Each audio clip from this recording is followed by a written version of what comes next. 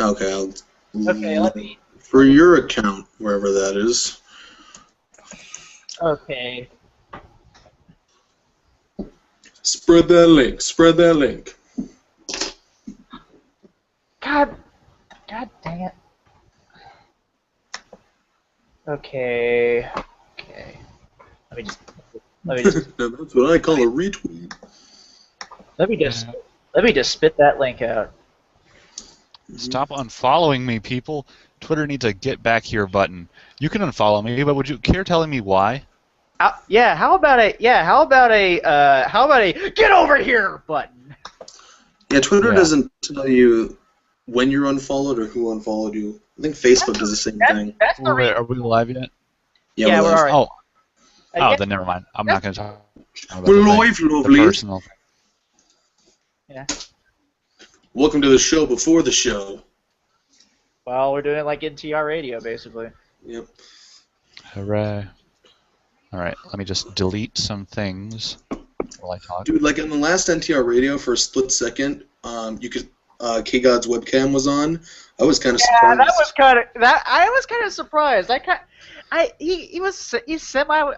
I semi pictured him. He kind of pictured him a little bit like that, but I pictured him to be. I know. His face to be a little big.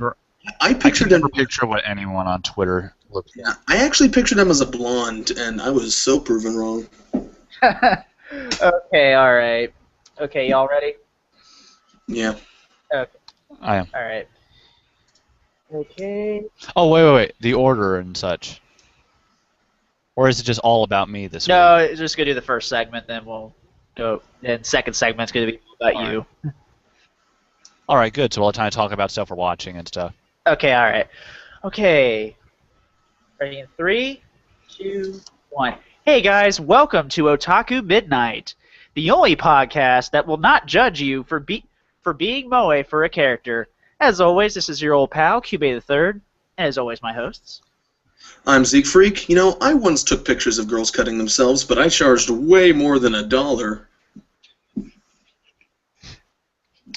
Okay. Hey, I'm Keikakukat. Hopefully not a pissing off person. Being a pissing off person is very bad, by the way. Is that what they're calling it these days? At least in Gurren Lagann land. Oh, is that a quote? Yeah, that's not a spoiler, by the way. You know, that doesn't really reveal anything. It's just a kind of... Yeah, it's been so long that you can quote whatever you want, and I probably won't get it. I'm not... Yeah, don't worry. Well, expect a lot more Gurren Lagann quotes. Not only is it airing on Toonami, the first Blu-ray set just came out. Oh snap! Is it that one that looks like a lunchbox? That's Dura. No, it doesn't. It's in portrait. I mean, it's in landscape instead of portrait. So it'll be like longwise when you set it down, but you can still fold it up and then put it normally on a shelf like a normal anime box. Yeah, you know what I love about NISA's boxes is that they all look like board game boxes. That's right. I just got season. Well, I'll talk about that when we talk about the things I just watched. I just watched another NIS release, which was much better than I thought it would be. Oh, really? What? Oh, I think I know what that is. Oh, I know. It's just that I heard from so many people, Season 2 of Naruto gets much worse. It's a disappointment. It's terrible. It was more of the same. I thought it was funny. It's dumb and unnecessary, and I wouldn't recommend it. But I thought it was honestly funny, and I liked it. And I was like, what are you guys talking about? This is just fine. Yeah, I don't know what they're talking about, because it's... Could have gone a little without Mahiro's freaking mom basically joining the harem, but I think that it's just a joke. It's all a joke. It's all just a dumb, gross joke. And that's it. That's the show. It's a dumb, gross joke. Yeah, I don't know what they're talking about, because it pretty much just stays the same quality-wise. Maybe they're just disappointed because it didn't have the opening theme of the Season 1. Season 2's opening theme is good too, but it can't beat that chaos. I want a chaos. No, I still like Unya the best though. Also, NIS's video quality is so high and good that I'm pretty much everything I watch from them I'm gonna give a pass. So I'm biased there. Man, their video quality's so high they could charge $4.20. You want to know something? You know Naruto would blaze it. Mr. Savakis, just saying. Yeah, he did good. Yeah. Speaking of that, Sailor Moon. Yeah. Oh no! Anyway. How dare they make a shitty Blu-ray of it? Okay. To be fair, it does look really bad, and I'm sorry, but I mean, I bought it, I have it, I own it. It's What's the dub's good though. What's the story? The ghosting problem. I've never seen that on a Blu-ray before. You know how any complaints people have about Sentai Blu-rays and sometimes the video quality messing up? It's never had this problem. I'm like, wow, your Sentai Blu-rays are looking a lot better now, aren't they? They don't look like this. Does it look as bad as Hidamari's sketch? That's the question. Can you guys tell me It's a totally, because I'm kind of lost. totally different. Okay, the Sailor Moon Blu-rays that just came out from Viz, they are full of so much DVNR that there's all this blurry speckling and stuff all over the screen at all times. Oh, wow. And when the characters move, there's sometimes this jittering of the characters staying on the frame and the frame dragging out for a bit, and it's called ghosting. And you still see the outline of where they were. What's weird is if you then go to the special features on the disc and play the clean opening or ending theme, all of a sudden the video quality is completely different and looks nothing like it, and all of a sudden looks good. So it shows that this isn't the fault of the show being old or being old junky Toei, because I've been watching the show on Hulu and it looks good on Hulu. It looks good on Hulu. By the way, can Hulu stop sending me ads about it? Yeah. No. So it's just a matter of whoever authored the disc screwing up. It's not the show itself. Do we have a name? No. It's a company. What's weird is they've authored stuff for Viz before, and it's been okay. Like when they did the Ranma 1/2 Blu-rays. It's just a shame I don't give a damn about Ranma 1/2. Yeah, most of the Blu-rays I own are Viz, and I have no complaints about it. Yeah, but the Tiger and Bunny... Well, like say, Tiger and Bunny looked amazing. Oh yeah. I don't know who did that. I don't think Justin did that, but those look perfectly flawless. Justin did do Excel World. Those look great. He did Blood Lad, and I'm sure it looks great, but I don't have Blood Lad because I don't care about that show. I need to watch that because that has been different. No, it is not. It is not at all. That is the farthest thing you can ever say. When it comes to But the thing about Sailor Moon is I'm going to be like, well, I'm sorry. Would you rather not have it? Well, if it's a shitty product, then yeah. Well, the way I see the thing is, though, this is the only way to watch the English dub now other than the first 4 episodes on Hulu. And the dubs, like, there are things... at one point, I swear Umino describes himself as that guy with the glasses. And I'm like, okay, that had to be intentional.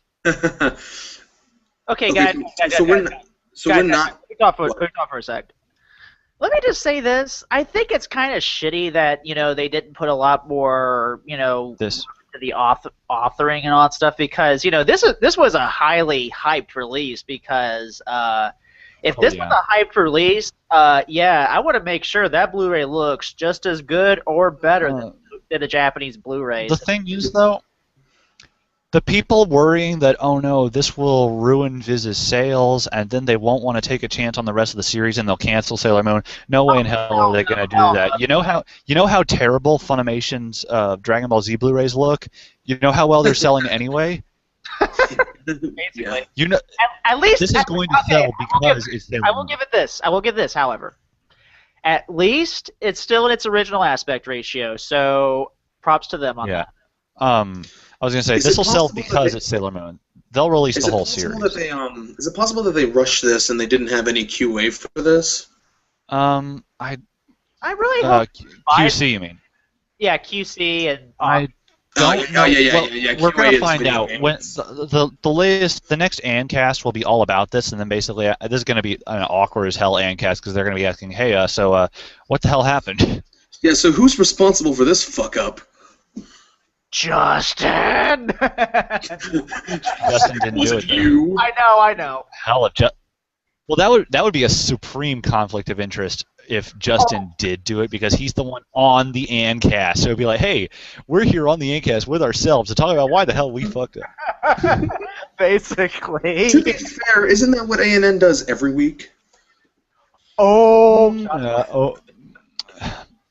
Please.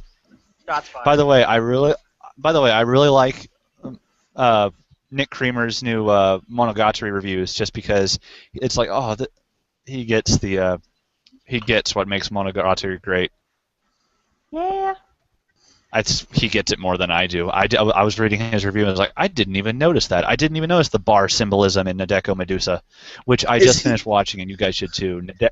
Nadeko goes full yandere, and it's insane. Is Nick a full let's go. Yandere? Let's go. I'm pumped. Let's do it. Is Nick a full employee, or is he just a guest person? He's not a his Twitter name is Bobda. He is not a guest writer anymore. He applied to ANN's open position, and he's just a full-on writer now, taking Carl Kimlinger's place. That's why he's doing the Monogatari reviews now, taking over for Carl, and so he'll do full physical release reviews as well as the preview guide and stuff. Ah, okay, that's cool. Yeah. He seems competent, So I'll give him Well, that. competent by their standards mean they have not given me a reason to hate them yet. Oh, cynical Zeke. Zeke, you so mean. So Anyway, so as long as we're the talking about background? stuff. My background? I don't know whose background, just someone's background. yeah. DVD player stacked on top of an old VHS player stacked on top of another DVD player? What is this? Have you ever heard of a DVD VHS player combo? I mean, come on, what is this? 2000? As if I even use these things. True. Yeah, that's probably for his family. Yeah, this isn't my room. Yeah, normal fags who still use DVDs. Well, if it's the only thing of it, well, I still put it in a Blu-ray player. If I'm going to watch like Gankotsuo or Bamboo Blade, DVD's all I got. Yeah. I mean, for older stuff, yeah, but Anyway, other releases. I mentioned Naruto being great. I got a free copy from Sentai at their panel because I answered a trivia question of, it was in a random bag. I got UC Boo on Blu-ray, otherwise known as I couldn't become a hero, so I reluctantly decided to get a job. Instead. Thank you so much for giving me that completely for free. I'm not going to say no to a free show. Also, that show was terrible. What was the question? Yeah, I was going to ask. They asked. Oh, it was a really easy question. What is the name of the game they're trapped inside in Log Horizon? That's and easy. I answered Elder Tales. Well, that's all that. No. They were being nice. They were giving away free shows basically completely for free because they were asking really easy questions like name a game that they played in No Game No Life. Someone has answered chess. Or what is Kohina obsessed with eating in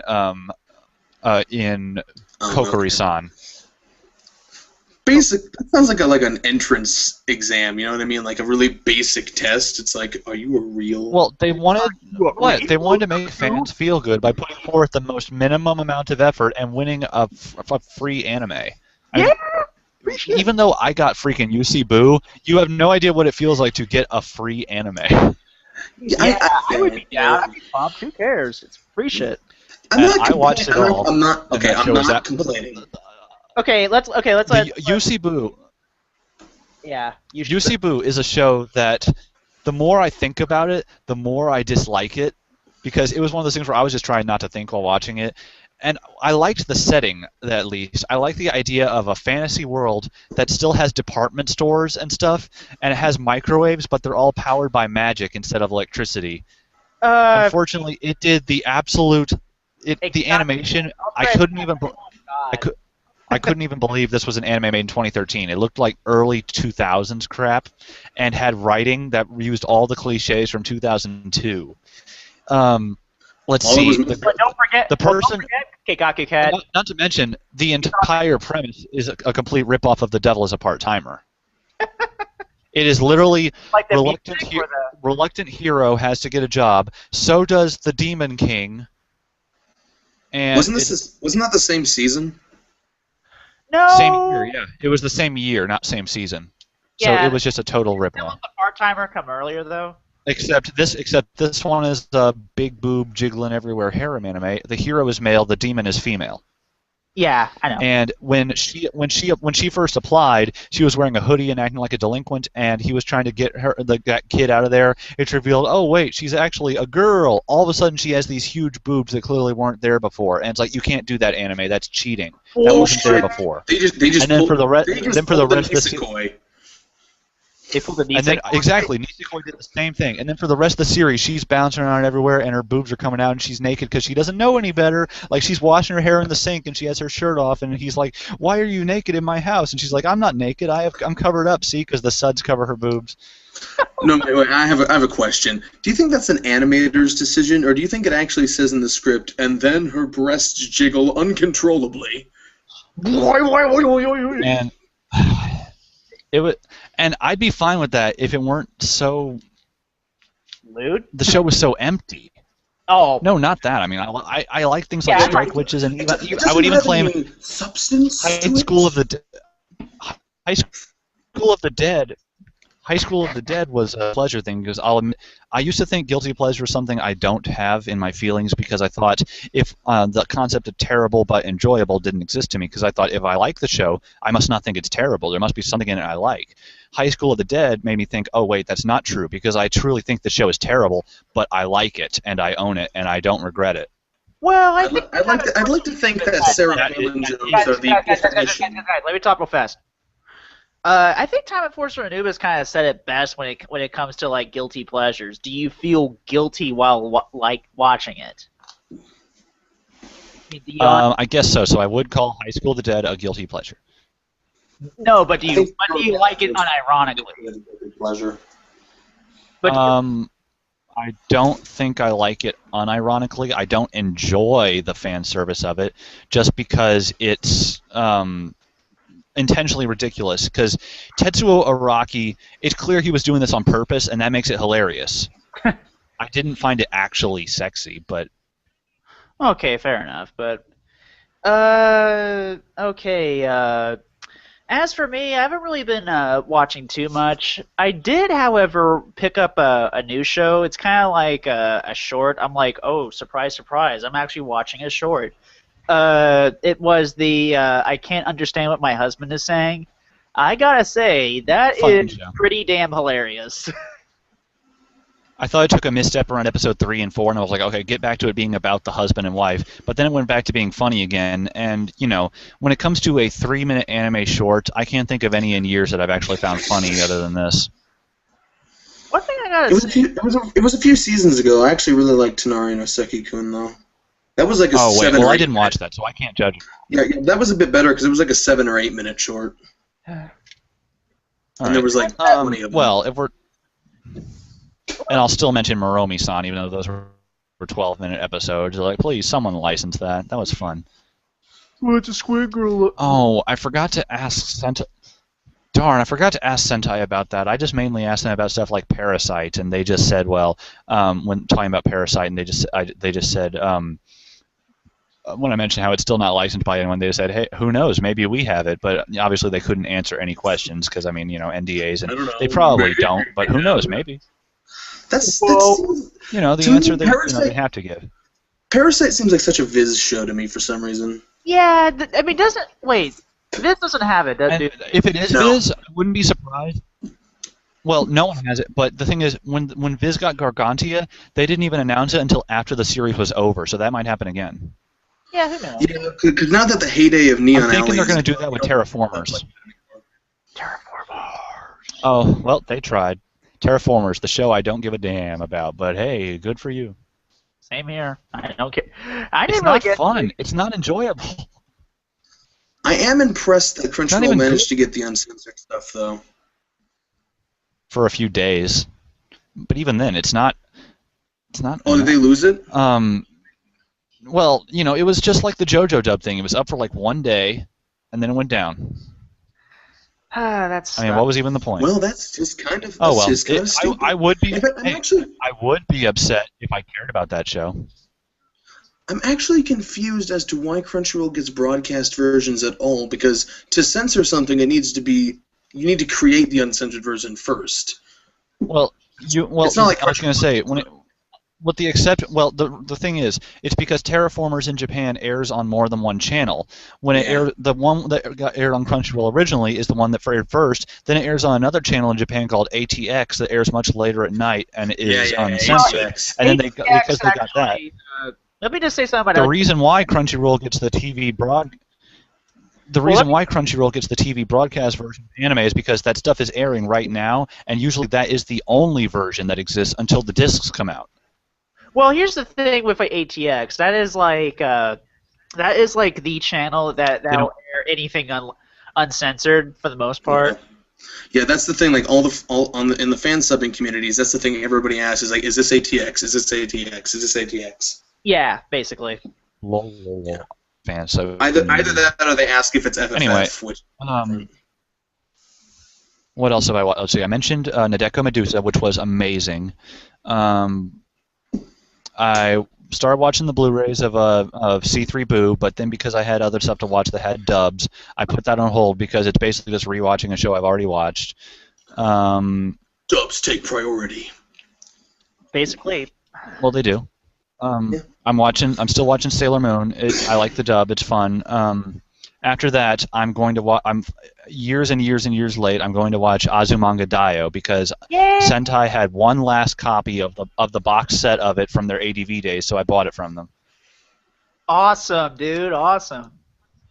Hope you like it. I know it's a little dinged, but oh well, I have it.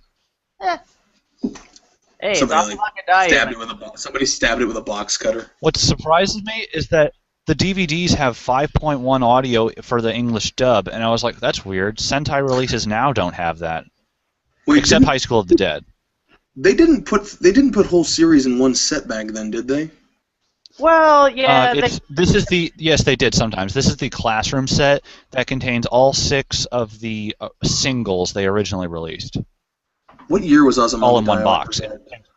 That was 2003, 2004. Between 2003 and 2004. Someone in the comments will probably correct us. So, I'll watch... Anyway, I will watch Azumanga Daioh after I finish episode 23 of Sailor Moon. I'm on the last disc, anyway. I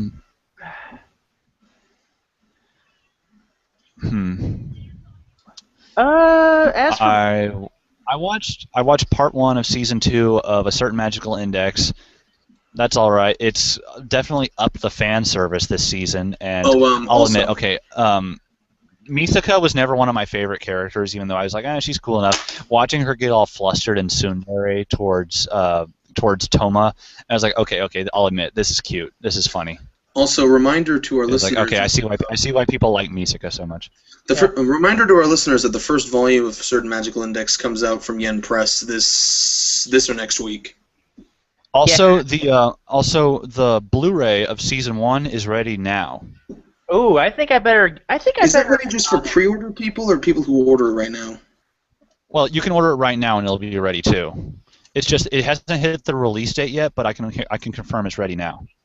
Okay. Well, yeah, because sometimes Right Stuff has that problem with. Yeah, they get Funimation stuff like a week early. Yeah, I know, but I was just wondering if it was like a pre-order batch thing. Nah, it doesn't matter when you order it. You want to know something? You know what? One company they never really break street date for, and that's Aniplex stuff, and that's cool. Aniplex stuff tends to ship 3 days early. Yeah, 3 days early. And 3 or 2. Like the Gurren Lagann set, ready now. Well, it was ready a few days early or whatever. Yeah. Did you buy that? It is the. Yeah. Yeah. You fiscally irresponsible neat. Hey, guys, support the industry. I buy anime, of course I'm irresponsible. I'm the irresponsible captain. Okay. As for me, here's what I've been watching, just to kind of go through it. I need to get back up to speed with Fate Stay Night, but I heard that's been getting real good. It was good, and it's staying good. It is not even surprisingly. I shouldn't even say surprisingly. It's just really good. Right. And I'm like, UFO table. Oh yeah. Look! I'm sorry. I didn't. Of everything I've said about the visual novel and all that stuff, but the UFO table stuff just makes me like the series more, and I'm just like, I like how it keeps getting better. And I know. I just like to point out the irony in you saying that it's not surprising when up until this point you were completely poo-pooing it. yeah, but now I see people who are just completely projecting their own ideals onto these things, and oh my god, I can't believe I've lost friends over saying that Saber is not a lesbian. I didn't think that would anger people so damn much. Well, Keikakukat, Excuse me. That just baffles me to no end. Iris Field dies. Saber Keikakukat? gets Shiro dick. Deal with it. Well, guess what, Keikakukat? Here's the thing. Those friends were probably not worth it. Anyways, But I do feel bad about it. I didn't want to piss people off. The moral of the story is everyone gets Shiro dick, except for Ilya because her route was cut. though we will get one in the Heaven's Feel movie. Well, no, because that's not really her route. That's Sakura's route. Damn it. I'm laughing at the edited screenshot of Shiro with his fist up and just said, I want to put the bone of my sword in Tosaka's anus and cop at Heaven's Field. Okay. Let's speed right through this. Okay, Shirobako, still very good. Still. Yes, it's both relatable, very well animated, realistic. No, not realistic. But I like how all the cameos of people who were real animators. And then the latest episode, I love the part where they lured the dude in with the promise of fried chicken and locked him in a cage and made him finish the storyboards. That is just good TV. In my mind, that might be the most realistic part yet. Probably.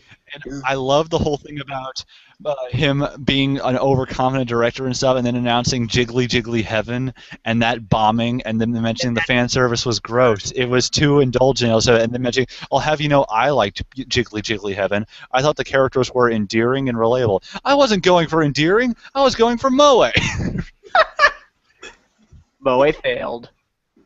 Okay. So Zeke, since you want to do your thing, you say you want some sort of news. You want to? Yeah, you didn't even ask me what I was watching. Oh well, go for it real fast.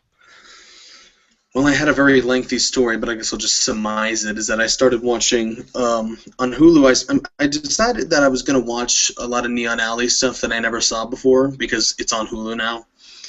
So I started not rewatching, but picking up K Project again because it has a movie and another sequel coming out next year. And I watched like 3 episodes of K like a year ago, and then I just forgot I was watching it, so I stopped. I'm giving that another chance. Can I ask this question? How is K? What is that show even about? Because I remember looking at it, I was like, "What the fuck?" That was part of the whole gimmick, is that they didn't reveal anything about the plot until it aired. Okay, all I hear is it's a big damn mess. Yeah. No, because it's very divisive. There's 2 groups of people who love it to death and people who just don't get it. I forgot to talk about Rage of Bahum. I'll wait till you're done. Yeah. Shut up, man. It's my turn. Yeah. And I also started watching something I was planning to watch for a long time, Nura Rise of the Yokai Clan. And I got 14... What? Go on.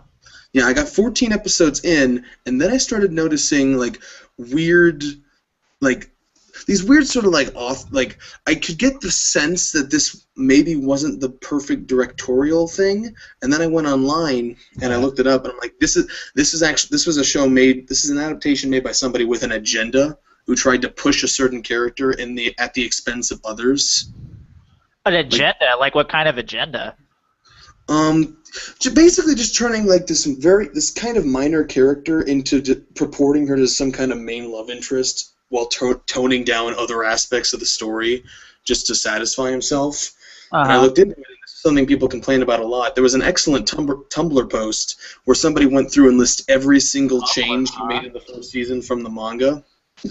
And this was the #1 thing people complained about, aside from the background music sounding like they ripped it from the John Williams Harry Potter score, but that's a different story. So I decided that, and after I got finished reading that enormous list of changes he made, all of a sudden I was like, you know what? I don't feel like watching this show anymore. I got so discouraged, and then I just went to my library and I picked up the manga, so I'm going to read that instead. And then I'm also going to watch Tiger and Bunny when I get the chance. Do go for it. That's a good, fun show, and I like it. Fun show. Yeah, Blu-rays look great too. Dub is great. It's just a fun superhero show. Yeah, Hulu has been advertising the crap out of that to me in particular. I didn't talk about so many things I didn't talk about. I already, I saw season 3 of Hidamari. I think I talked about. I already talked about season 3 of Hidamari's Edge on the last Otaku Midnight. Yeah. But I also watched part 1 of Log Horizon. Log Horizon's nice. I see why people have hyped it so much. It's not very good looking animation wise, and it takes a while because I didn't like the first few episodes. I thought it but looked it's fine. like, oh, I get where it's going, and it's interesting. No, it's not an ugly looking show. It's not ugly. I like how Naotsugu and Akatsuki sound in the dub. Naotsugu actually sounds like the annoying dude bro, and it's like I like it when Akatsuki hits him because it's like, wow, I would hit that guy too, but he is at least funny. One thing people are like, what the hell? Nyanta sounds like a sassy black man in the dub. That's because he is a sassy talks black like man. this, That's baby. That's what they got a black guy to voice him. I know, but I was like, I know, and I was like, wait a minute, and I was like, wow, I wish I had heard this guy in more dubs, because now it's like, maybe when they actually dub anime that has black people in it, he can actually be them and stuff. Instead of having Chris Sabat pretend to be black for playing and stalking. Or Monica Rial. Then again, that would be offensive no matter who did it. Yeah. Oh, God. Well, hey, she did a good job as Michiko. Yeah, she did do a good job. But it's an interesting change, though, because in Japanese, Nyanta is basically just sounds like an elderly Japanese man. So that is an interesting change. A lot of people were like, what have they done to Nyanta's voice? And I'm like, I like Nyanta's voice. Plus, I like how he's the swashbuckler class. And I was like, he's a cool character. And he can cook. I'm like, cook some pancakes for me, Catman. Yeah. Give me some pancakes. Yeah, he is cool. Okay, all right. He's a swashbuckling, cooking Catman. Exactly. Okay, all right. So you said you had some news for us, Zeke? Yes, I had some news things. Just a couple of them. Like I try to pick things that I feel like we could talk about, or something that I feel the audience should know. And the first thing I want to talk about is not so much. It's not a news thing, but it's something I feel I need to warn people about, which is that Dish Network customers are losing access to Cartoon Network, Adult Swim. Yeah, we've kind of we didn't talk about this, but yeah, that's really bullshit, especially to all the Toonami people out there. I'm glad I don't have Dish. I'm glad that's just awful. That awful, absolutely. This does feel like the kind of thing that might get itself resolved, but Dish has had a habit of like getting people to leave them the last year or so. And to be fair, to be fair though, I don't know anyone who has Dish Network, so. Yeah, it's like the last time I checked. I'm sure I know who has Dish. Yeah, that really sucks. That really sucks. I really hope they resolve it because that's a shitty. Anyway, on. Oh, and did you say you have another bit of news? Yeah, I do. Next one I want to talk about is that this was interesting to me because I'm always interested in new animation of any kind, which is the Urbance pilot episode Kickstarter got funded. Oh, have you guys heard about this? That one. Urbance, I've heard about that. Go on. Yeah, it sounds really interesting. Like it's this story about some kind of plague where the government separated the guy basically. Yeah, they separated the sexes, and I don't know exactly where it goes from there, but it does sound like an interesting premise. And I think they said one of the central themes of the show is homosexual oppression, which is interesting for an animated work. Yeah, I know. I remember I saw like many people on Tumblr like getting real pumped about it. Yeah, they would so get pumped for it because it's a show that purports to be about homosexual repression, and it looks like almost an entirely black cast. So of course they would get pumped about it. Oh, and I'm excited. I'm excited too, but I'm Tumblr users, by the way, just saying. Yeah, I'm excited too. I'm just saying that I'm not going to go through this like a checklist mentality. Like, yep, there's this number of minorities being represented here today. I saw the character. Yup, this is going to be awesome. Finally, something I can enjoy. It's no, like I saw the trailer, the animation. I don't know if it's Flash, but if it is Flash, it looks like really good Flash. Apparently, like not quite. There's a Ghibli animator on it too. There is a good Flash.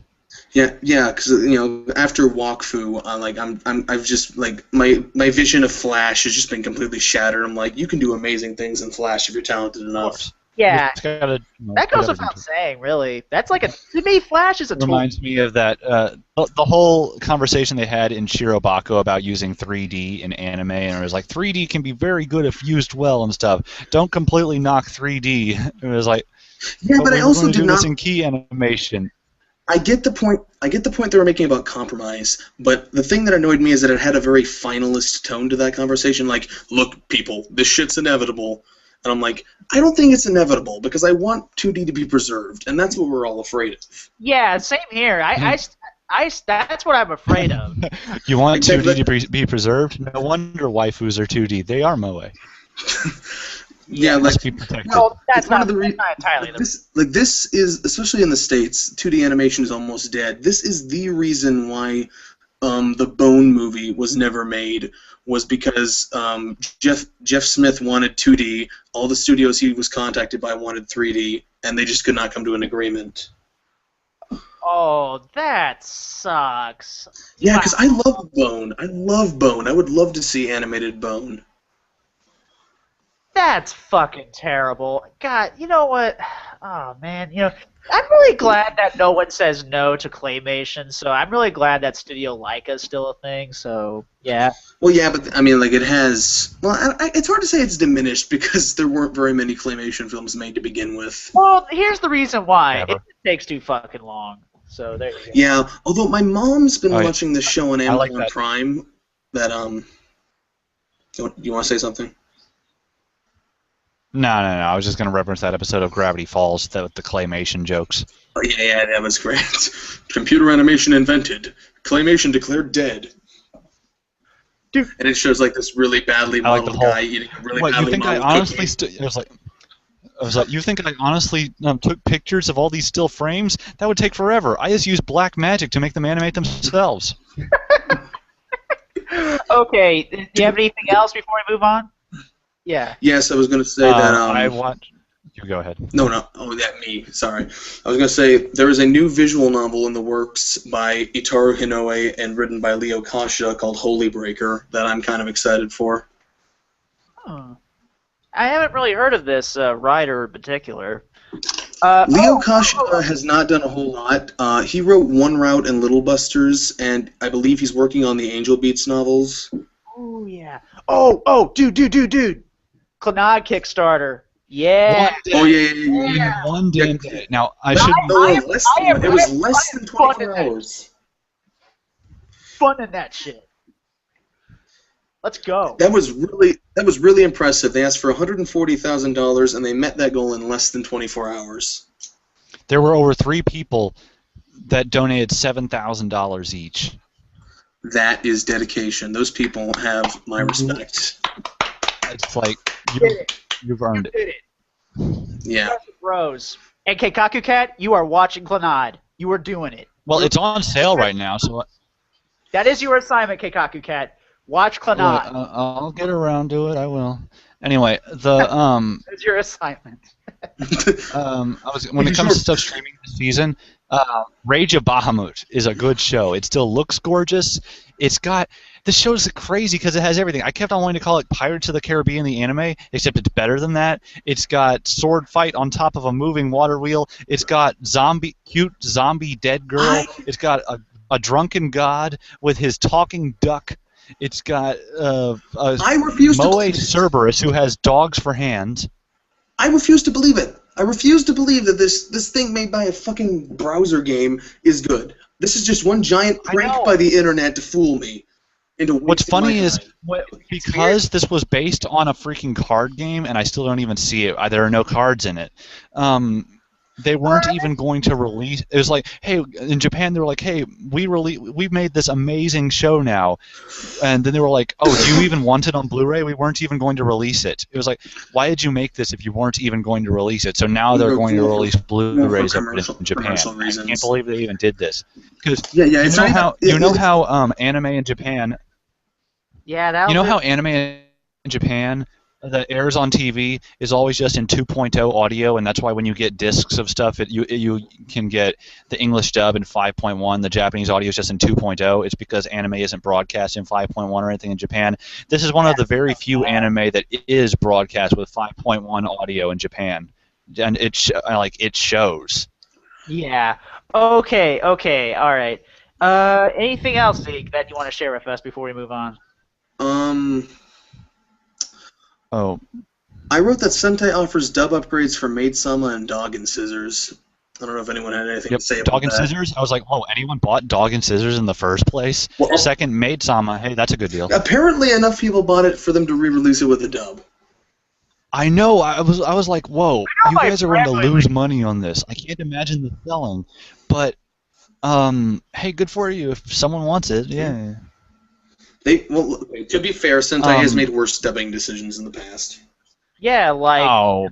They're doing. Yeah, fine like lately. fucking Diabolic Lovers. Well, Diabolic Lovers have. Hey, what? No. Now hold on. That has fans. When they announced it at their panel, there were cheers for it, and girls like because that. I know They plenty like of that. Fujoshi who call it trash. Not the Fujoshi. Well, maybe they're well. For one thing, Diabolic Lovers in general is for masochists. Okay. And my friends You have to be are into those that. people. Yeah, my friends happen to be my Fujoshi friends. They happen to be into that. So, yeah. Now, one last thing. I'm not racist. I have a Fujoshi friend. Fujoshi friend. Anyway, one last thing is on the manga side. I read Volume 5 of Watamote. Still funny stuff. It also has a bit of things of flashbacks to show about Tomoko and Yu's friendship, and then how Tomoko and Tomoki drifted apart and started being so mean to each other. It showed that when they were kids, Tomoki was so nice to his big sister and really liked her and stuff. She was a complete bitch to him, and he eventually just got sick of it. Yeah, that'll happen. So once again, another thing that's completely her own fault. But more importantly, I read Volume 3 of Madoka Magica: The Different Story. That is the best damn Madoka manga, period. I am going to get. You know what? I think that's on sale. Is it on sale right now? It's so sad. It made me cry. Oh man! And you know what? It better be good because I feel like Kazumi Magica wasted my fucking time. Oh yeah, that was a waste. Yeah. My only complaint about The Different Story is during some of the fights, it tends to have that shonen style describing what the heck you just did with your magical attack thing that was not in Madoka anywhere because nobody got time for that. No, because it's because Madoka did not really have rules. Yeah. But in this time, it has to explain that with like Kyoko's magic or Mommy's magic, and it was like how the heck that happened. But that's probably just because you're reading a manga, and you wouldn't know what's going on if you weren't reading what's happening. Yeah, like I'm not opposed to them adding rules. So that's my only complaint. Story-wise, great. Okay, all right. I'm not opposed to them adding rules to a fighting system. Okay, all right. Well, that's going to do it for this long-ass first segment. Keep it right here on Otaku Midnight. We'll be right back in a bit. I went on a bit too long. Yeah. Well, it was long ass. It was long ass, but it was good ass. Yeah. Let me respect that good ass. Respect for the good ass. Welcome everyone to the show between the show, where we just sort of sit around and. Welcome. Yeah. All right, part 2. I gotta get my voice ready. Okay, part 2 is the big Onicon thing. Well, might want to get some water, buddy. Just saying. No, I'm good. You might want to get some vodka. It's going to be a crazy ride. I don't have any vodka. I've got rum though. Do you have spice rum or just regular rum? Do you have Coke? Spiced. Coke. Do you have the Captain's? Let's see. What kind of... No, it's Bacardi. God damn it. You just aren't living unless you have Captain Morgan's. Yeah. I guess you can tell I really need to get a haircut. It's in my eyes. I don't care. Just the bangs. I'm not cutting the rest of this. Maybe if you grow long enough, people will stop comparing you to Anderson Cooper. Anderson Cooper? Yes? I'm waiting for you to correct yourself. Alice Cooper. Oh. Anderson Cooper? I The made guy that. with the gray hair? I made that. Usually I hate What the guns. fuck? Guns are I made bad. that. I made that joke like 10 times with Cube before you entered the call, and he never corrected me, so I blame him. Anderson Cooper? Are you kidding me? I'm sorry. I get my Coopers mixed up. Oh my god. You know, maybe if you die, you look like Cooper from Mega XLR. Also gain a few pounds. Well, I've been eating Jack in the Box, so that might happen. You have Jack in the Box down there? Yes. Okay. And we don't have Jack in Whataburger. the Box. We don't have Jack in the Box up here. The only Jack in the Box I've ever had was when I was in Hawaii. Anyway, let's see. Segment 2 is Onicon. What's segment 3?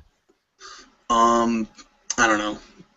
You'd have to ask him. Or will this just be a long 2-segment show? Because that would work too. We don't have to separate into 3. If we have mail, then we're gonna have a third segment. Other than that, we could just shoot the breeze. We're not. I don't know why he's so afraid of that, because we're not bad at shooting the breeze or anything. I know. If we don't have something to fill a third act, there doesn't have to be a third act. I know. I know, but I get kind of self-conscious when we release like 80-minute episodes. I'm just like. This has been sponsored by Nature Valley. Oh shit, Nature Valley. Sell out. Anyway, Dude, when that we were shit saying goes down, Act 2. Act 2. No, we're not back. Segment 2 is Onicon. What's segment 3? Okay, here's a real-time comment. Time Enforcer Anubis is like, where the fuck do you guys get your Fujoshi friends from? I want some. Well, I would have assumed Anubis had more female friends than I do. Well, to be fair, these Fujoshi friends, I'm actually gonna give a big shout out to my friend Ame Kitsune-chan. She actually does she does fan dubs and all that stuff. She's also a part of this thing called this little Sailor Moon fan season thing called Sacrifice. Oh, is she like the Newgrounds voice actor? I don't know. I think she might. I'm not sure if she does Newground stuff, but I know she's done fan dubs. Okay, I'm still looking for voice actors for a project. Well, maybe I might. If I remember, I'll just say like, hey, if she's not busy, yeah, I'll totally ask her. Yeah. To answer Anubis's question, I used to be a big presence on fanfiction.net, and then I moved to Fiction Press, and a lot of people that move to Fiction Press were on fanfiction.net, and as we know, most fanfic writers are in fact female, so that's where they all come from for me. When you're in online writing circles, you meet more girls than you would ever care to. And I've known these Fujoshi ever since high school, so we go way back. Oh, you're so cute. So you're so cute. Are you Adam Sessler? No. Seriously, people, do I look like fucking Adam Sessler to you? I don't know. Did he shave his monkey beard? Yeah, I did shave my beard because, man, having a beard sucks. Dude, I want to grow a beard. All I have is this thin goatee. I want to grow a beard. I can't even grow a goatee for some reason. Every time this let my beard grow, I'm just like, Urgh. Yeah, my dad and my uncle have goatees, so it's kind of easy for me. But I don't know anyone in my family that has a full beard. Okay. Here's a YouTube comment before we move on. A YouTube what? Oh, he replies with, I have plenty of female friends, but not enough Fujoshi friends. Oh, Anubis? Yeah, from Anubis. Oh, okay. How many people are watching right now? Oh, it's just one. I think it's just him, and I think you can't hang. You can't hang. Obviously, he's hanging. Okay. All right. Okay.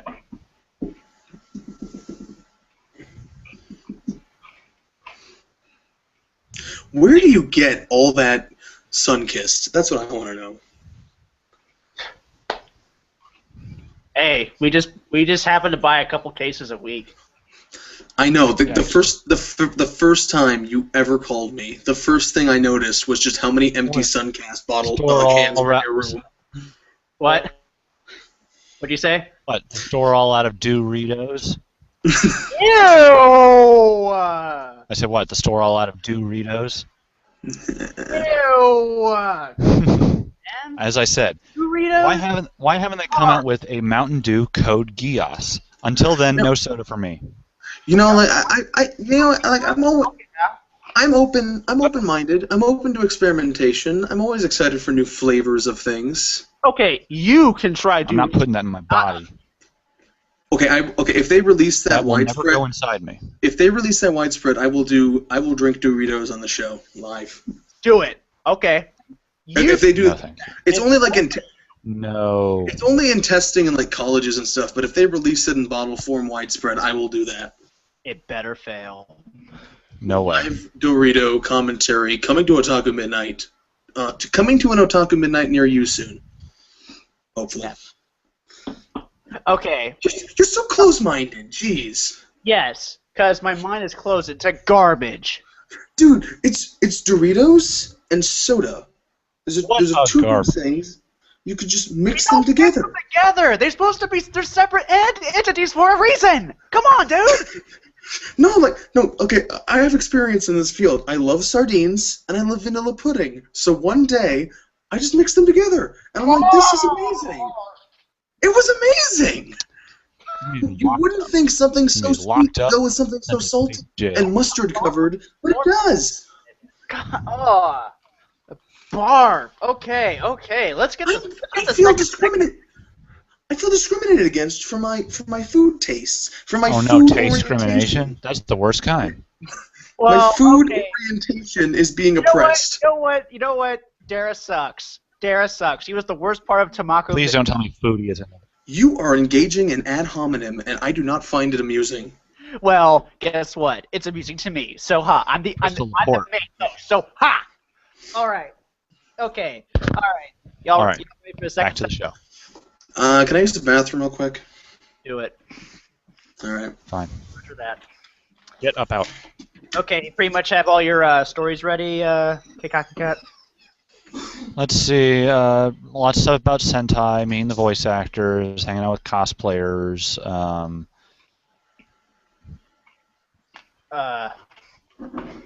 Just using your comments real quick before moving on. What? I want to see if there's anything before moving on. Let's see.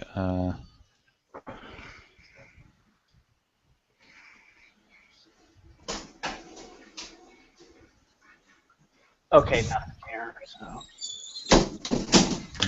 Let's see. Okay, I'm back. Okay, all right. Let me just. You better not say anything behind my back. This goes straight to YouTube. If you did, I'll know. Okay. Dara sucks. That's not behind my back, really. True. Okay. Yeah. All right, Keikakukat, you're good? Yep. Zeke, you're good? I was worried because he wasn't in frame from the tiny thumbnail. Yeah, I'm fine. Okay. All right. Ready in 3, 2, 1. Hey guys, welcome back to Otaku Midnight, Segment 2. And in this segment, Keikakukat is going to talk about his Onicon adventures. Keikakukat, take it away, bro. Yo, I went to Onicon in Galveston by the end of October. That was a ton of fun. I cosplayed as Sora from No Game No Life, and I have my crown and stuff that I made for it. Fun show. And fun show, by the way. Yeah. The people who work for Sentai definitely love it. They can't wait to eventually release that. I met the people who work for Sentai. They're super. What's funny is I didn't even know it was them at first. I didn't pay attention to the shirt that said in big letters Sentai Filmworks on it. And when they took my picture, I didn't realize they were going to tweet it. And they went like, "We see you, Keikakukat."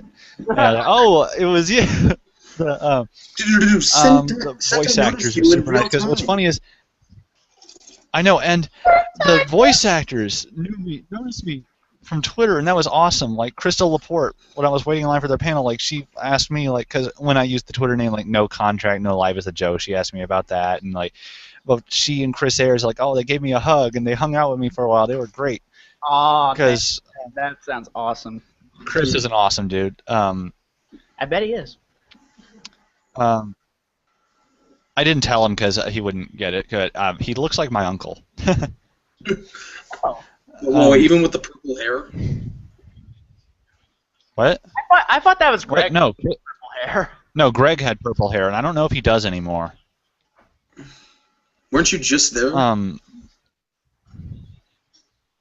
Anyway, going on. Anyway, at Sentai's panel, what was funny, when they were going through their shows that they have, there was a ton of applause and people getting up and stuff when they were talking about Akame Got Killed, because that show is so popular. So sorry, people who hate that show. It is not going anywhere. People love it. It's really popular. What's funny is just the amount of silence and when they talked about Cross-Ange, because it was like, no one likes Cross-Ange. Ew. That is the most. Ew, I hate. Even the anti-ANN people are watching that shit. That's how bad it is. I know. I was like, that made me feel a little better because I was like, as gross as I worry we can be sometimes, at least even we have a limit where we're like, this show is not entertaining. Exactly. It's not fun. So what's the damn point? Cross-Ange is the most horrific and disgusting portrayal of water polo I've ever seen. I know. At least we can safely say this is a bad show. That we can all finally something we can agree on. When am I going to get my good water polo? Anyway, because Cube the Third asked me in real time via Twitter at the panel to ask them about Hidamari Sketch Season 4, Hidamari Sketch X Honeycomb. I asked them about that, and they said yes, they do have the rights to that, and will give a release date for it shortly. The one thing I'm not sure if you got a response to it, but what are the numbers on those? Did you I didn't ask them about that. They just were like, oh, it's doing well enough. It's not something they're ever going to dub or anything, so you don't have to worry about waiting for a dub release. But as mentioned, when it comes to Sentai DVD releases, if they're releasing something on DVD and it's a modern anime, it's just because of a license deal or whatever, and they will release it on Blu-ray eventually.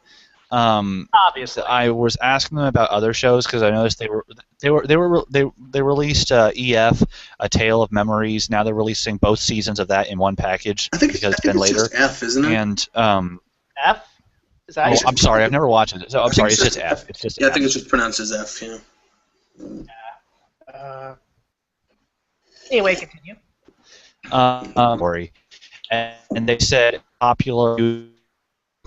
And I just Clannad is no, they won't do that just because don't both have like 26 episodes, so that would be like a 52 episode release, and they was like, oh no, they're just not going to do that. So the releases of Clannad that are out now are what we're going to have. So that's one thing to know. I asked them about Penguin Drum because of how much I love that, and I asked them, is there any way that will ever get a complete series release? And yes, while being polite about it, I asked them about the whole.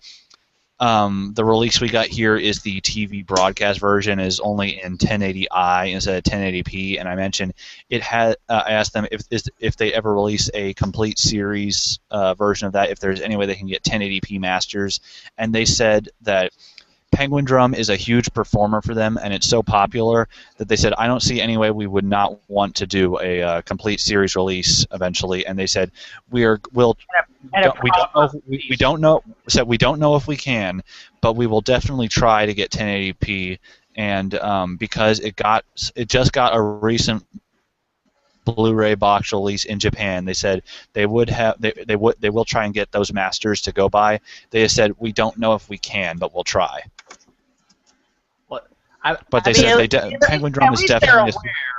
At least they're aware. So they said that's Penguin probably Drum the is best answer definitely a series they want to release again. They said Penguin Drum is definitely a series they want to release again because it is a huge sales performer for them. So at least we know it sold well. Yay! I mean that ironically, by the way. I didn't ask them anything at all about stuff like Stephen Foster because I didn't want to bring up any kind of sore note or anything or sound rude. So I just didn't mention him at That all. Foster guy, huh? That's a good call. That's probably a good call. I didn't want to be rude or anything. No.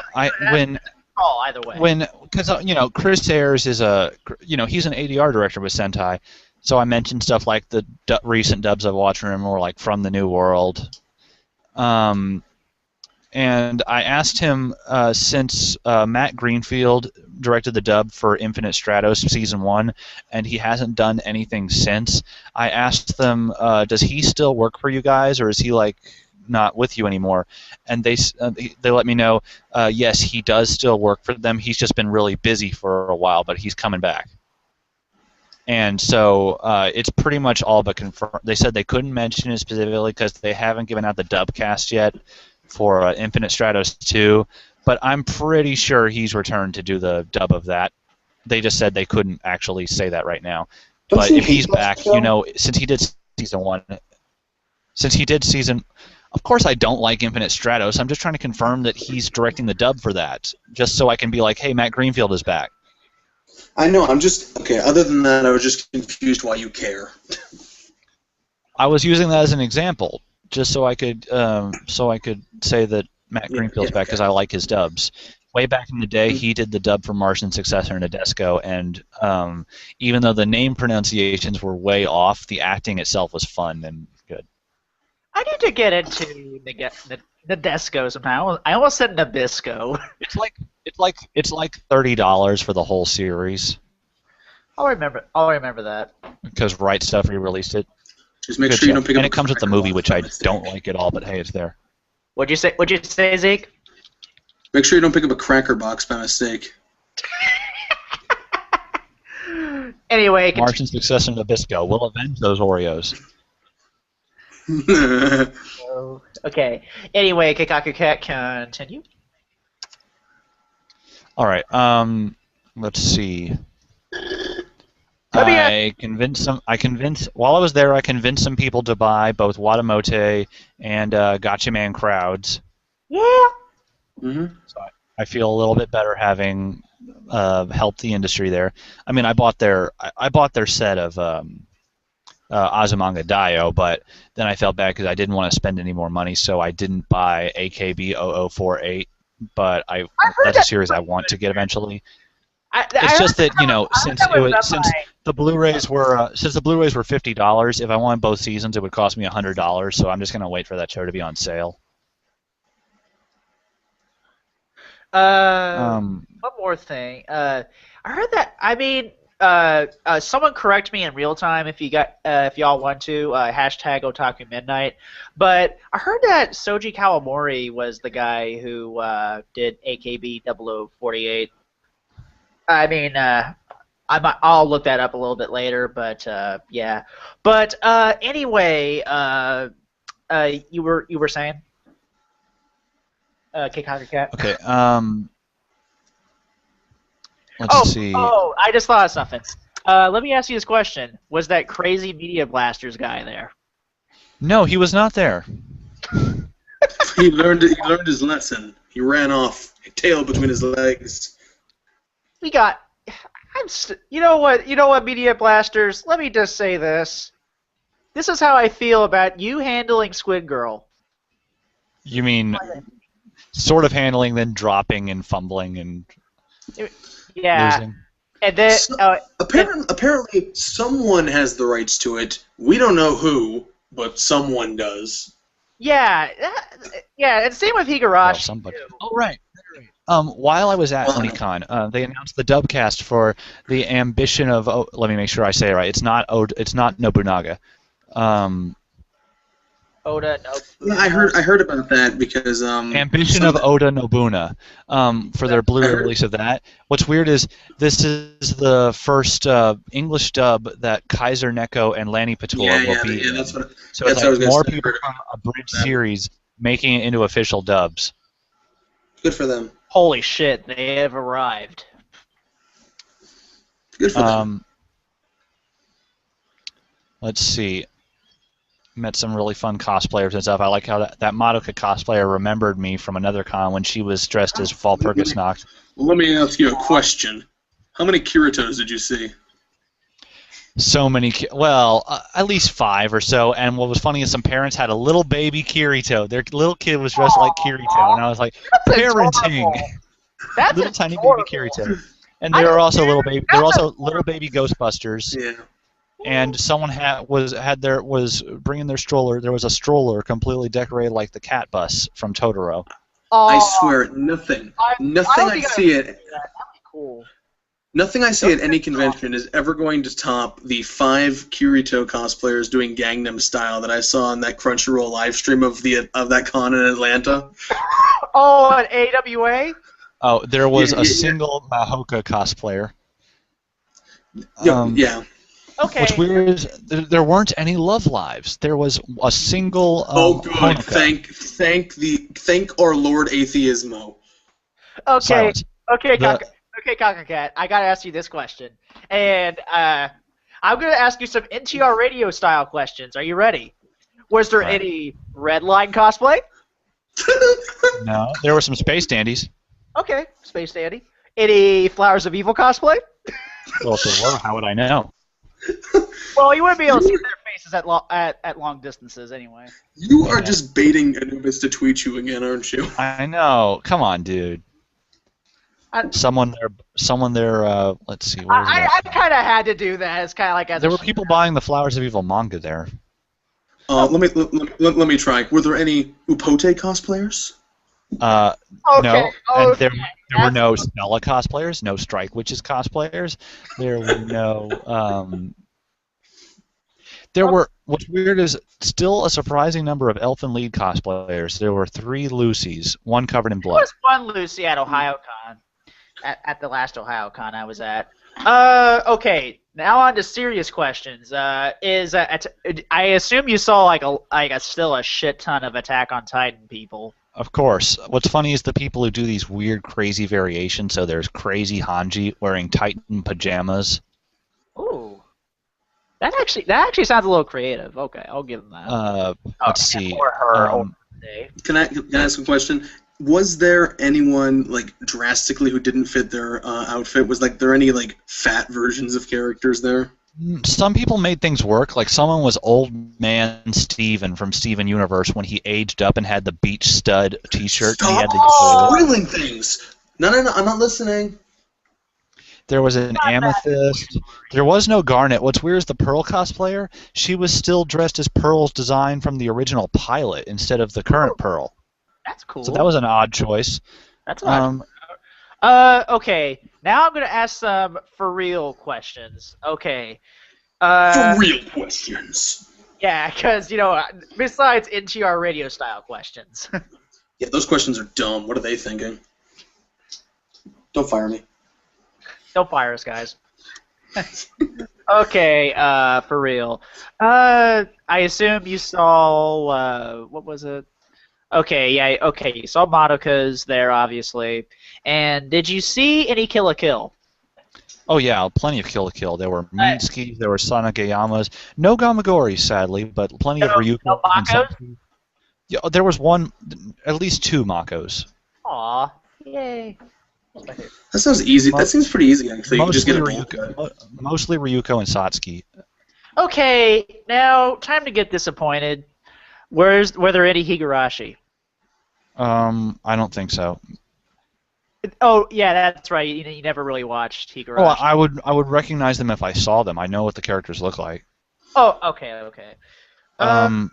Okay, What's now. funny is one guy's cosplay, and I was the only one who recognized who he was. He was Nabashin from Excel Saga.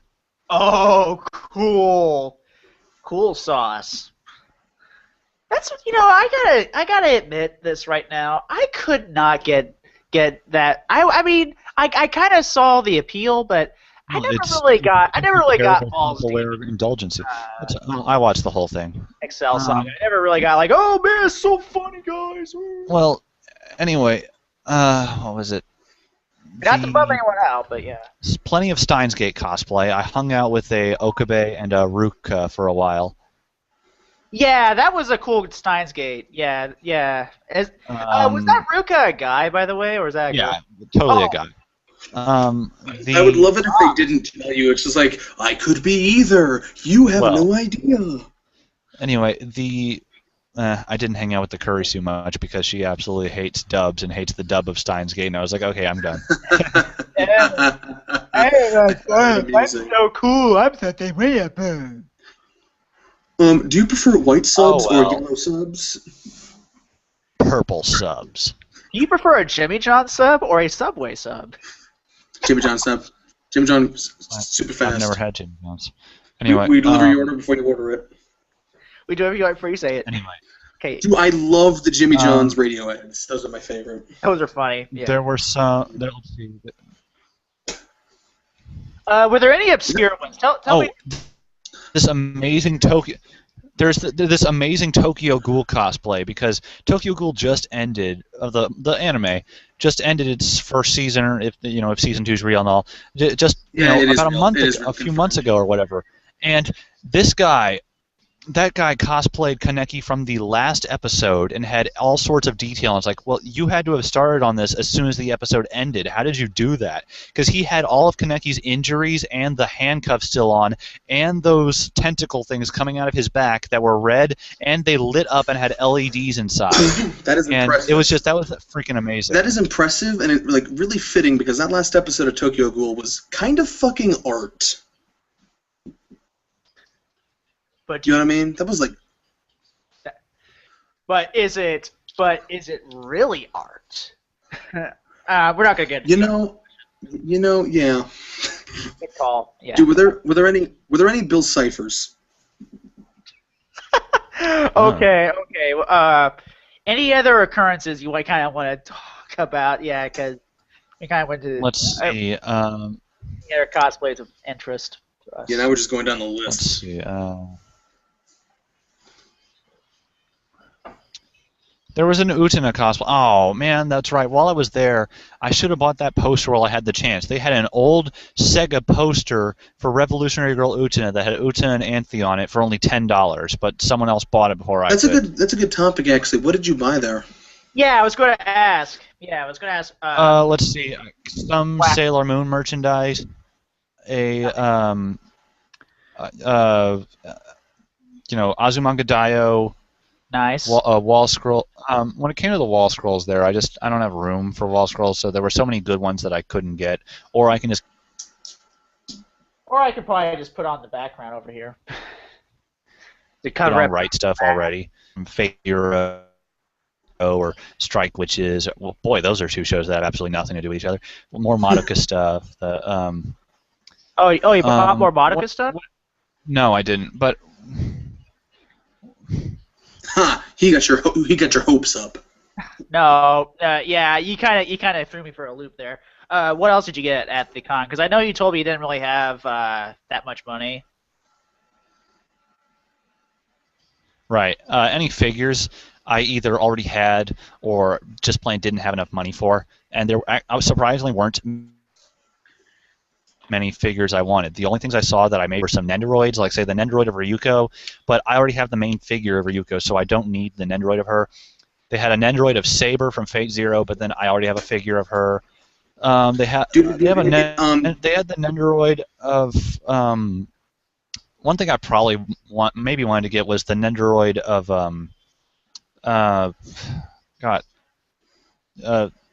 what's her name? Can I ask something? From what? Kurisu from Steins Gate. Ooh. I Can I ask you something? Because I don't know what the general vendor prices of these things are. Did they have any Makoto Naigis there? From what series? I don't know that. Danganronpa. No. Oh, I actually made a pact with when it came to cosplayers. No, not cosplayers everywhere. No, not cosplayers. I meant the Nendoroids. Oh. I was gonna. Yeah, they had him. Yeah, I know. Like at OhioCon, I know there was a lot of Danganronpa cosplay. Especially, I know there was a lot of. I know I kind of took a picture of a really cute Chihiro. That doesn't really interest me because I check that tag on Tumblr like every other day, so I see cosplay constantly. Of course, of course. Anyway, going on. Oh no, I was asking about vendor prices. I was never there at the same time as the only Shiro cosplayer, and like as Carly Mosier and Crystal Laporte were telling me, I was like, oh, you just missed her. She was here tonight, and then the next day she was already cosplaying as Sakura Mizuno from Danganronpa, so I missed her being yeah, Shiro. So that was a shame. But Could have been awesome. That would have been awesome. And then there was a let's see. Dude, can you? The last day there was question? going to be a Steph, but I missed her, so I couldn't be there that late. What was the question? My question was, what were the vendor prices comparable to things you'd find online for the Nindos? A lot of the time, if you add in shipping and stuff, yes, some of them were available for $60 or whatever, but then others wanted to charge like $70 for an Nendoroid, and that's too high because Nendoroid should only be like $30 something plus shipping, so you should pay $55 at most. Yeah. Because from my experience, vendors are usually either at online prices or above them. Yeah. Like I remember at San Japan when I bought my Nendoroid of Akane from Psycho Pass, I paid $50 at most, so that was a good deal. Oh, cool. You know, I actually made a pact with myself that I'm only ever going to get male Nendoroids just to prove a point to myself. What? That you hate by Sojo anime? I don't hate it. I'm just a little tired sometimes. Yeah, but yeah, I'm tired of my bi Sojo anime too. Bi Sojo. You have no idea. I got so much shit for all my mispronunciations, and I went to class for this shit. I don't know how I kept screwing that up. Yeah, that was one thing that kind of bugged me about that one episode you did like on the Sojo media thing. I was going like, dude. Even I know that was Bishojo. Even when I was a big fucking weeb, mispronounced it. What's funny is I know I'm so sorry because you know what I think it is. You know what I think it is I kept equating it with the word bisexual in my mind for some reason. Like I thought it was like the same prefix, like subconsciously. I think that was what it was. The Fujoshi stuff they were selling there was hilarious and stuff in its nastiness. All the DC Comics heroes drawn onto new body pillows and stuff with their clothes all torn off, and show one of Nightwing with the caption, "You want this dick, Grayson?" Oh, God. I bet all the Yaoi people are pumped right now. Grayson dick for days. There was, like, Incredible Hulk Yaoi. Oh boy. Oh boy. Incredible Hulk, yeah. Yo, let's make a lettuce sandwich here. Hulk smash that. Okay. Was there any like Incredible Hulk X? Who's that mascot on the Frozen Peas? I can't remember his name. Green Giant. The Giant. Is there any Jolly Green Giants? Incredible Hulk. God. Ew. That sounds fucking funny. I would buy. If someone made Dojinshi of that, I would fucking buy it. Dojinshi This is out there. You have your mission. You have your mission. We want it full color. Well, it's green glory. Mainly one color. Green glory holes, the whole shebang. Okay, let's go. Anyway, any other interesting tidbits from? I'm pleasantly surprised just how popular Soul Eater cosplay still is at anime cons. That was fun because there were souls and Makas and Medusas and Steins everywhere. You know what I think it is? There was even an Arachne. You know what I think it is? I think people just like making sites. Yeah, well, that would explain all the Dead Masters from Black Rock Shooter that were there. Yeah. Yeah. Deathmaster's pretty cool. There were some Unos from Future Diary, both in or out of the bunny outfit that was freaking terrifying. What bunny outfit? I remember that scene. That was freaking funny. That's not Beats Donnie Darko. Yeah. Anyway, Donnie Darko, yo. Let's see. Yeah, yeah, funny, yeah. Was there? Yeah, you did say there was some there that. I should say the future diary variety to a certain person out there, not of Hidamari sketch. So if you got pumped, I would. I love how we refer to characters in plural when we're talking about cosplay. Well, that kind of goes without saying for the most part. I know, but it's something that it's also Mikasas and all that stuff. I know, but it's like something you never do in any other context. Like we never refer to like people that way. Right. Oh right. It was also cool to see the actual voice actors and stuff cosplaying too, because let's see. I don't know if it wasn't Carly. Who was it? Who was Sailor Moon? Let me check here. No, it's not Christina. I know Caitlin French. Oh, I know it's not Christina V. I was about to say way. Wasn't that way before your time? Huh? Sailor Moon was way doesn't mean she before can't me. like it. No, I didn't mean like it. I mean voice in it. When that aired, V would have been like 8. No. She wasn't in Sailor Moon. She just liked Sailor Moon and cosplayed as it anyway. No. These are voice actors that work for Sentai. They have nothing to do with Sailor Moon. And Crystal Laporte, she dressed as that Bishojo statue that they've made of Freddy Krueger. Oh! And she pulled that off perfectly. She did the female Freddy Krueger. Let me ask, is that the same gal who cosplayed Sonico? If so, oh man, she's a cute. No, that's Drea Matsumoto. She's Sentai's graphic designer. If she was there, I didn't talk to her, sadly. I'm sorry. Did you say cutie or keeper? I know who she. Cutie, dude, cutie. Come on, man. Okay, you got cut off. About Super. There was plenty of applause, and they talked about Super Sonico at their Sentai's panel. Hey, that show was at least relaxing and fun. It was better than I had ever thought it would be, because Sonico isn't even a character. She's just a sexy girl with big boobs who it makes figures. I had to explain to someone. I didn't expect that. I didn't expect that anime to be anything approaching good, and it was surprisingly not trash, and I actually think I'll get it when it comes out. I had to actually explain to someone the concept of a character that simply exists to sell herself on things. I know, it's not. She's not even a character. The person just didn't get it. I'm like, no, you don't understand. She exists to sell things with her face on it. Let me just say this. I'd like to say this real quickly. You know that another iteration of Super Sonic called Super Pochako? She is not as never heard of it. Sonico. Let me say that. Never heard of it. That's because she's terrifying. She trips, those boobs are gonna kill someone. Yeah, I'm like, that's the thing. I'm not really. Wait, is this the blonde one? Yeah, that's the blonde one. Pochako is a joke. I think I've seen that. That's a joke. That was redonkulous. Yeah, I'm just like, what? I find it hilarious and terrifying. I don't mind plus sizes, but come on. If I hit that with a car, the car would bounce off. No human being looks like that.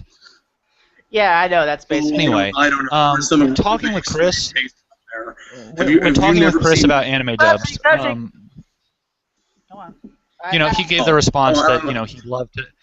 Anything that Sentai has, he said he'd love to direct the dub of or whatever. And I mentioned, when No Game No Life, he was like, I hope I'm the one who gets it. I want to dub it. And I mentioned, it might be difficult to dub that Shiratori scene in episode 6. And he's like, we'll find a way to do it. Nothing is like undubbable. We can find a way to do this. And I even mentioned, since at their panel they announced they have Shirobako, and they also announced Celestial Method and Wolf Girl and Black Prince, but I don't care about that shows. And I was like, I mentioned Shirobako. Shirobako is a show that I mentioned. I don't mind if they release that one sub only, just because that show is about people in Japan making anime and dealing with working with Japanese voice actors, and it's like, this is a show that I can totally see being released sub only. And Chris said, who knows, we might find it. It's not impossible. We could dub that anyway. Nothing's undubbable. It's a good quote, actually. I know. I was like, well, I don't know how, but good luck if you do. That'd be very interesting. Yeah. I wonder how they pick ADR directors. Do they just draw straws? No, I think it all goes by. I don't know. if it sells well, they might do a dub, or if it's like a real hit show, then it's going to be a dub. No. I didn't ask what was dubbed. I said, how do they pick ADR directors? Do they take turns? Do they draw straws? The guy who runs Sentai's Twitter account, his name's Christian, and he's a funny guy. He clearly loves doing this kind of. Yeah. He talked. I was asking him about who the heck that was in Sentai's office who dressed like Mirai from Beyond the Boundary while still having the mustache and beard. And I mentioned, oh, that guy, and I mentioned like more like Beyond the Binary, and he like almost fell over. Beyond the Binary.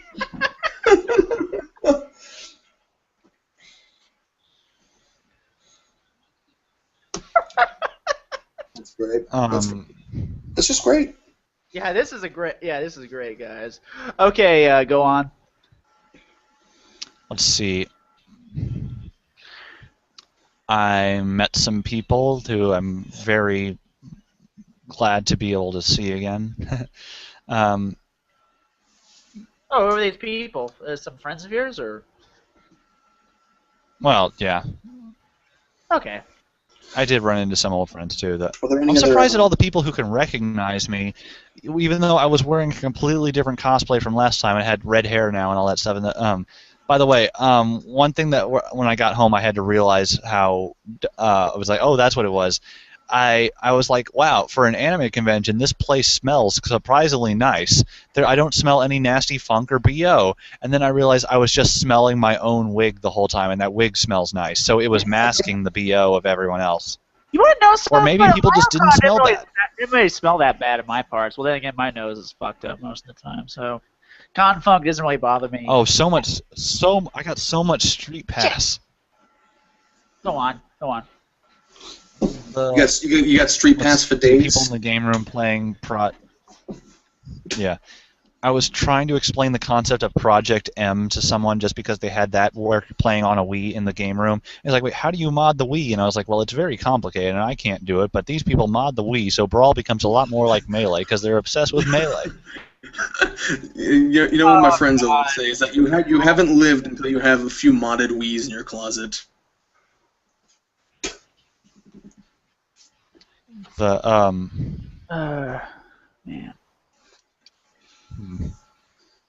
Yeah, there were. I know, like in. Did you see like at the Ohio? Not Ohio. At the Onicon thing, did you ever see like any arcade machines there, like, or was it just Smash and maybe? Yeah, there's plenty of DDR and stuff, and a weird.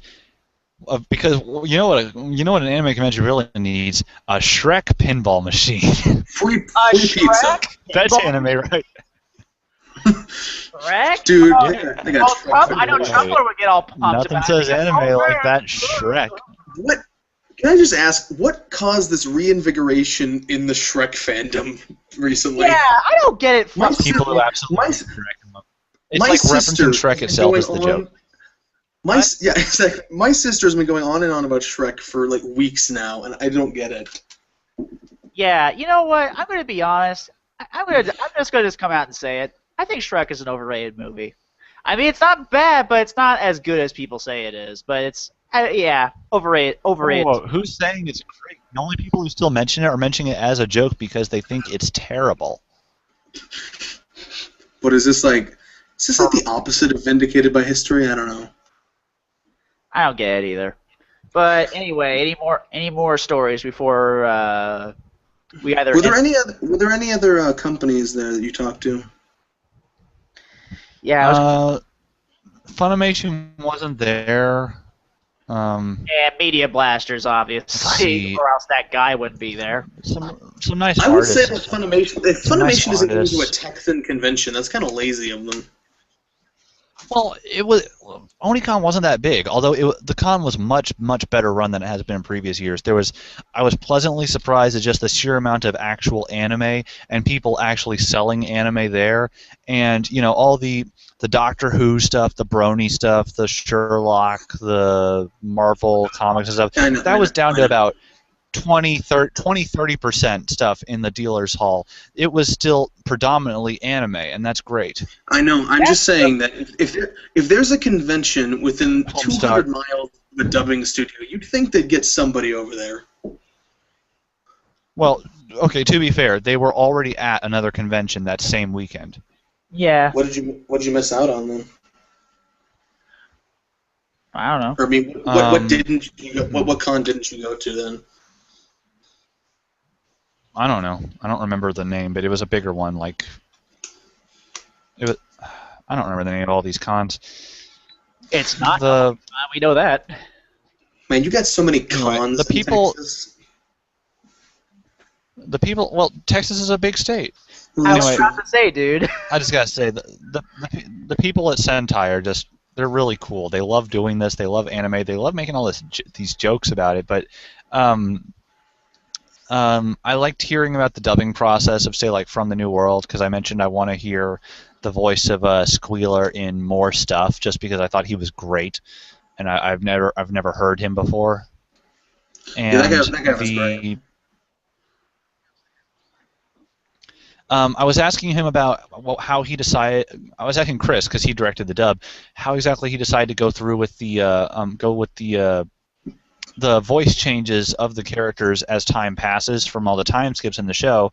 And because I mentioned at the start, I was like, whoa, this is Greg at his absolute squeakiest. Then I saw, oh wait, there's very quickly a time skip, and then another one, and they had such distinct teenage and then adult voices that I thought they performed that really well, especially Emily.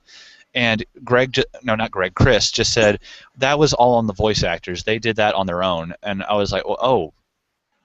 So they just all consciously knew to do the vocal timbres of the different ages and keep it at that on their own? They read the script, man. Yeah. Well, I was just like, oh, I thought it was up to the director to decide stuff like that.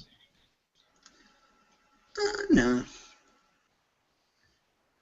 You know what I hope? I hope that if Sentai does get Parasite, I hope John Kaiser voices Migi. I still need to watch Parasite, but I will probably get to that soon. Yeah, it's just that Kaiser has this way of talking that I think would be perfect for it if he could get it a little higher pitched than he did for Squealer. I don't know how. He does in the live action movie. That doesn't count. Well, actually, yes, it does. You be quiet. Although he sounds like a Japanese Patrick Star, and that kind of made me laugh. No, this is me. Well, actually, I am not a Krusty Krab. Oh man, we're having fun tonight now. To be fair, though, the live-action trailers for the Parasite films, they look pretty good. It's definitely. I haven't seen the effects look great. To be honest, so I can't really comment on that. Yeah, the effects look great, which is something like whenever it's a foreign film and it's live action, I always kind of worry about the visual effects, but this looks great. Yeah, because I know, here's the thing: Japan doesn't really have Hollywood monies. I mean, they're wealthy. They just don't have. Their cinema industry is not anywhere the size of even a country like India. Yeah, or Bollywood, as it's called, Bollywood. Yo, Bollywood. Bollywood. Yeah. I a Bollywood star.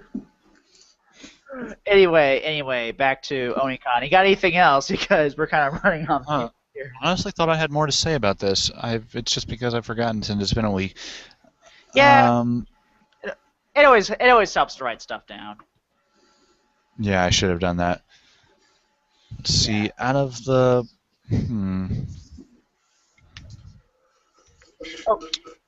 I guess. Not that. Okay. The TV quality in that hotel room was absolutely terrible. I could barely watch Toonami. Was it coaxial? Yes, and that's why. Ew.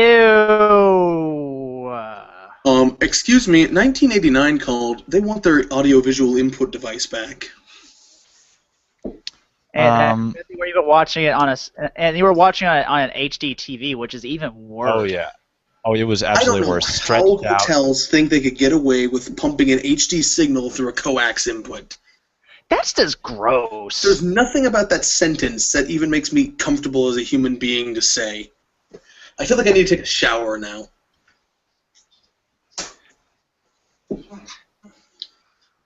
I mean, hey, coaxials are for these TVs back here. Just saying. Dude, I can just imagine someone like, what a bunch of fucking nerds. Isn't that what we are? Well, exactly, but now we're getting like into the nitty-gritty of audio-visual cables. Okay, okay. Overall, Keikakukat, rate the con. Super fun time. Give it an 8 out of 10. Boom! Keikakukat seal of approval. Okay. Well, I don't think we have any mail or any comments, so I guess we're gonna end this right here. We don't really have anything for a third segment, so guys, you have anything before we close it out? People should send us things to say. Yes, please. We appreciate. Yeah, I was gonna say. Oh, I thought you meant like review things. Oh, no, those two. Those are nice. Sentai, I love you guys. I'd love to review your releases. Hey, yeah. You know what, Sentai? Yo, guys, get at us. We would love to review your content. Believe us. Get at us. When we get to a certain point, NISA has a press program that I've asked them about. Ooh. Yeah, Got it. we need to meet certain qualifications that I don't think we've met, but one of these days, maybe. Hey, Well, I figure if you talk, well, we'll talk about it off the show. Maybe that's something we'll have to talk with Anubis on. Yeah. Because I know like Anubis was able to get press coverage, and I think we might try to do that for Anime Matsuri if I do end up going. oh, I'm definitely still going to Anime Matsuri. Yeah, I'm going to be I think I'm definitely going if. Where is that? Trigger, downtown Houston. Trigger's going to be there. I got to interview. Some awesome people I know are going to be there. Just friends of mine. Someone I want to meet up with again will be there. Okay. All right. Any other things, guys, before we close it out? Let's see. I will be watching, after I finish Sailor Moon, I'll watch Azumanga Daioh. I'll check out more of the video quality on Sentai's Collector's Edition of High School of the Dead. I will, let's see, probably finish out my watching of, say, C3 Boo, just to see if there's anything to report on. I'm pretty sure it's all exactly the same as I remember the show. Okay. Okay. And as soon as I'm done with this show, I'm actually going to be checking out a Cartoon Network miniseries that actually aired last week. Over the Garden Wall.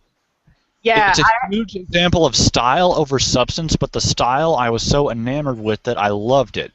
I mean, it had problems, like I found Greg annoying, or it does have Adventure Time-like dialogue. What is this shiz? I don't got no cable TV. You gotta explain It's this a 5-episode long thing about kids lost in the woods, but it had, I don't want to say it's like the Chronicles of Narnia, but it has this very turn of the century, 20th century, early 20th century style, and this manner of speaking in the characters and stuff that it has an aesthetic like an old book, and it gets very weird and terrifying. And I was like, how did this air on Cartoon Network? Do kids even like this? Yeah, do we even know the numbers behind that, or? Apparently it performed well, but they have no plans to ever release it on Blu-ray. We don't know yet. They just said maybe, but it's just while it's 5 episodes long, it's technically 10, 15-minute episodes. Yeah, I'm gonna be I actually just got the files for it, so I'm gonna be checking that out, and we might talk about it for just a few minutes. Yo, hit me up. Give me that link. I'll give it to you on Skype when I get on my other computer. Okay. All right. And anything else before I If I run into Junji Yoshimura on the street, I'm gonna deck him in the face. Why? What did he do? For ruining the first season of Nura. That guy can go eat a dick. Anyway. Yeah, exactly. Well, someone asked on Twitter about just a quick question. I'm pretty sure there's got to be one of them, but I just can't remember who. Have any of those series that involve a little sister has a woman ever written a girl who wants to bang her brother character? And I was like, yes, wasn't like Oni-Eye written by a woman or something? Yes, I could be completely wrong. Yes, it was, and there have been plenty of stories like that. Could you tell me? I just want to be able to list them. Well, I can't think of any specific names. I don't just want to know that they make sure. exist. Okay, I need to look up Oni-Eye right now to make sure I'm not wrong. By the way, Oni-Eye is trash. I'm not trying to say I liked it. I mean, if you liked it, cool. It just wasn't his jam. And I read the novel, or I read the first novel. Okay. Yeah. No, it was written by Daisuke Suzuki. Daisuke is a male name, so I really doubt it was written by. Well, maybe it's a trans woman. You never know these things. Why are you making such assumptions? We're so gonna get shit for that. God, why? Yeah, exactly. Your comment just now was heterocentrist. Okay. Well, guys, that's going to do it for this.